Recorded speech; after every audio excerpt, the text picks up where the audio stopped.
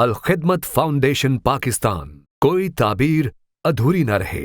مرحبا مرحبا مرحبا مرحبا مرحبا مرحبا مرحبا مرحبا۔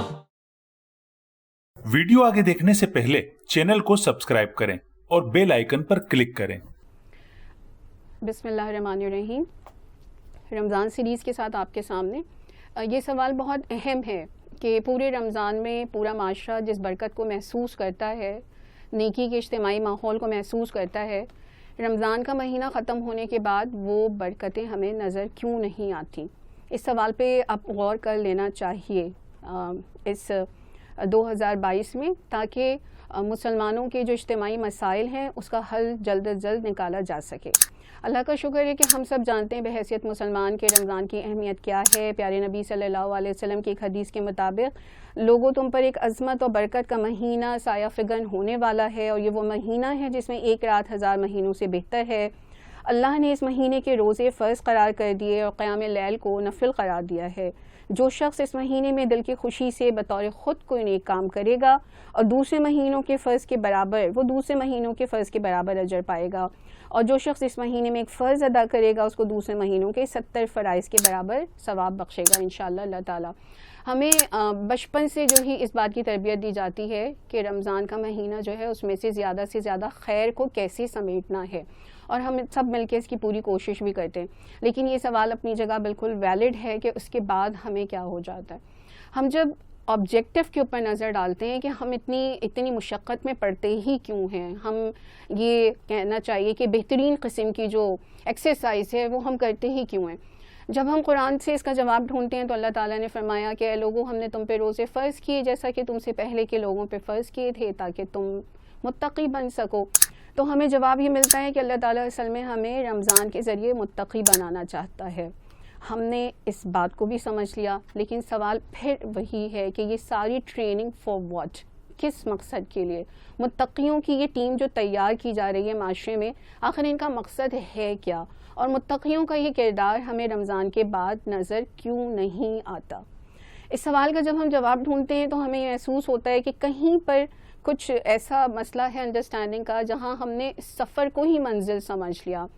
رمضان کی پوری پریکٹس، رمضان کی پوری تربیت جو ہے وہ ایک سفر کا حصہ ہے، اور ہمارا مقصد الٹیمیٹ گول وہ ہے جو قرآن نے بیان کر دیا کہ اے لوگوں، ہم نے تمہیں تخلیق اس لیے کیا تھا، تمہیں پیدا اس لیے کیا ہے، تمہیں نکالا اس لیے ہے تاکہ تم معروف کا حکم دو اور برائیوں کو کنٹرول کرو۔ ایک سیٹ اپ بناؤ، ایک نظام بناؤ، ایک سسٹم بناؤ جس میں نیکی جو ہے وہ پروان چڑھے اور برائی جو ہے وہ کنٹرول ہو سکے۔ تو یہ جو الٹیمیٹ گول ہے وہاں تک ہمارا ذہن نہیں جاتا۔ ایون یہ کہ آپ دیکھیے گا جب کبھی بھی رمضان کی پلاننگ لوگ کر رہے ہوتے ہیں تو عبادتوں کو ٹارگٹ کیا جاتا ہے، عبادتوں کو ریفائن کرنے کے لیے جو ہے وہ پوری پلاننگ کی جاتی ہے۔ پھر الحمدللہ ہمارے معاشرے میں انفاق کا بھی بہت اہتمام ہوتا ہے، اس کو بھی جو ہے وہ بہتر بنانے کے لیے کام کیا جاتا ہے۔ اب تو الحمدللہ ہم معاملات کو ریفائن کرنے کی طرف بھی آ گئے ہیں۔ اب جو ہماری پلاننگ ہوتی ہے اس میں ایک ہیڈ جو ہے وہ معاملات کا بھی ہوتا ہے کہ ہم اپنے رویوں کو کیسے بہتر کر سکیں۔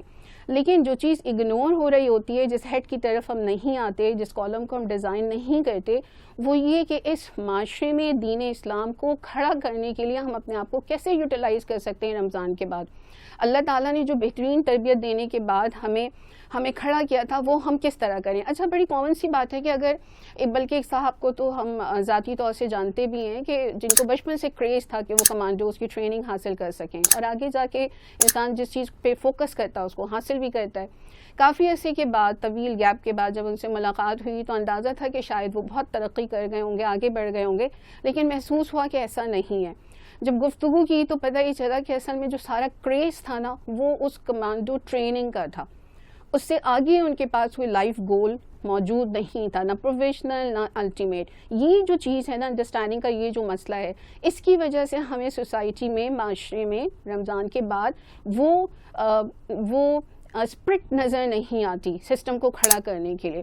معاشرے میں برکتیں تو اجتماعی معاملات سے نظر آتی ہیں نا، اجتماعی ایکشن سے نظر آتی ہیں. ایکشن کی ریفائننگ کے لیے انڈیویژول ورکنگ کے بعد ہم اسٹاپ ہو جاتے ہیں، ہم کلیکٹیو ایفرٹ کی طرف نہیں جاتے. آج بھی لوگ اجتماعی معاملات کو حل کرنے کے لیے، نیکی کے نظام کو کھڑا کرنے کے لیے وہیں پہ رک جاتے ہیں کہ شاید یہ کوئی سیاسی معاملہ ہے.